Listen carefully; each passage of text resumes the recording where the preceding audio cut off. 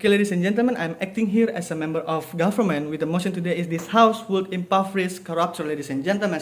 First of all, let's see the characteristic of the developing country, ladies and gentlemen, which is developing country needs a lot of sustainability development inside the infrastructure and also the society itself, ladies and gentlemen. And if the corruptors do the corrupt, for example, ladies and gentlemen, it is include extraordinary crimes who affect society as a whole and also the sustainability development that I said before, ladies and gentlemen. When they do the extraordinary crimes without thinking at first they do the action, ladies and gentlemen, we also need to punish them with extraordinary ways without thinking about them, ladies and gentlemen, because they are never thinking about the society as a whole, as a country, ladies and gentlemen. It is also seems to be fair for them, ladies and gentlemen, for this country to also punish them, or in this case is impoverish the corruptor itself, ladies and gentlemen. In utility theory itself, ladies and gentlemen, the greatest happiness for the greatest number. So if we just impoverish one actor for the 100 actors, ladies and gentlemen, it seems like we already give as a nation, as a government, we already giving the justice at the end of the day, ladies and gentlemen. So let's see the justification from the character itself, ladies and gentlemen. The actor is not the pure one, but the people who reach and have positions, have networks, and have social influence in society, ladies and gentlemen. What I want to say is if the corruptor itself, ladies and gentlemen, do the corrupt, the family itself, ladies and gentlemen, their family at first, they already get the social, they already have the good position in the society, ladies and gentlemen, even their child, ladies and gentlemen. So when he do the corrupt, for example, their husband, their father do the corrupt, ladies and gentlemen, the family could not easily to just living. Their family could not easily to just living in the poverty in the short term, ladies and gentlemen. It is not simple as that, ladies and gentlemen. If we impoverish the corrupt itself, ladies and gentlemen. Some point of rebuttals. I have 3 points of rebuttals from the opposition team. The first one is jail and fines are already enough. They said that, like that, ladies and gentlemen, in criminal justice system. But in the fact, in our constitutional court, it is fair, ladies and gentlemen, in the very first place, because the corruption case still exists in our current status quo, ladies and gentlemen, which is it will not decrease at the end of the day, ladies and gentlemen. The rehabilitation that already they given in the mechanism, ladies and gentlemen, it is. I think that the behavior of the corrupt, they will corrupt again in the both sides, ladies and gentlemen, even in the government or the opposition team, but it's more significantly giving the deterrent effect, because in the deterrent effect in our side of the house, ladies and gentlemen, because they will think twice or maybe more than that, ladies and gentlemen, to do the corrupt, because it is also sacrifices their family, ladies and gentlemen. It is also sacrifices the purpose at first they do the corrupt, because the corrupt itself have the purpose to enrich them privately, ladies and gentlemen, and also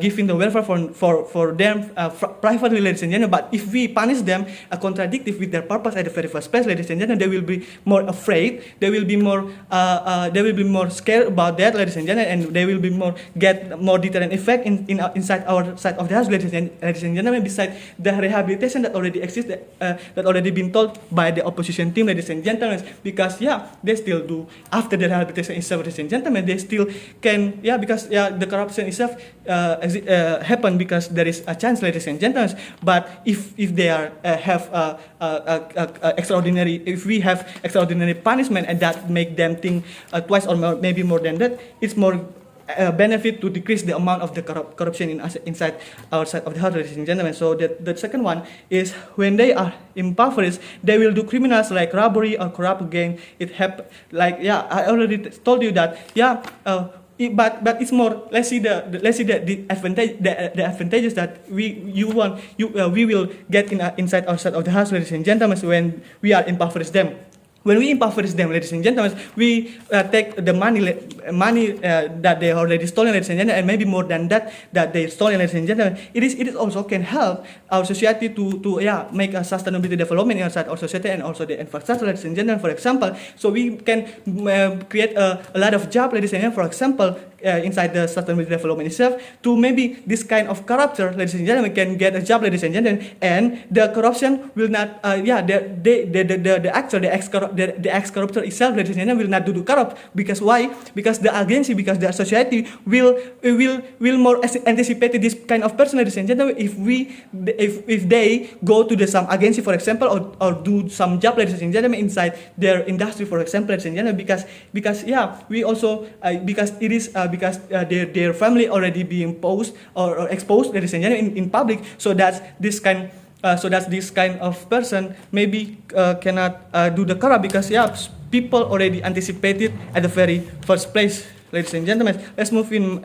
So let's see our mechanism, ladies and gentlemen. We working together with the government and to also give have a function of the control and also evaluation and supervise all the system, that because we build some system to make people or society more easy to tracking the way of the money go after they paid back, ladies and gentlemen. So there will be no more corruption inside this kind of bureaucracy, ladies and gentlemen, because we do believe that that it is also giving a big chance to the corrupt after the corruptors giving back the money, ladies and gentlemen. So it is why we giving the system to make people or society more easy to tracking the way of the money go, ladies and gentlemen. So moving my argument, the first one is, why is it fair?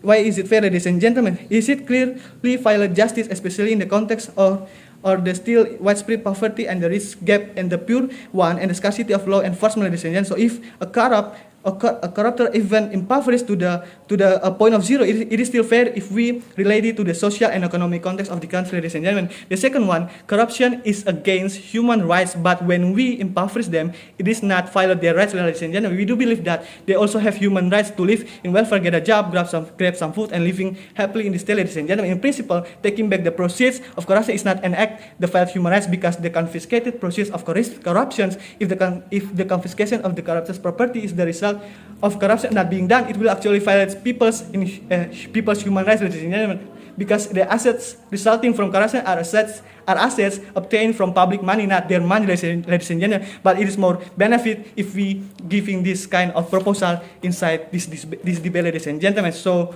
very proud to propose.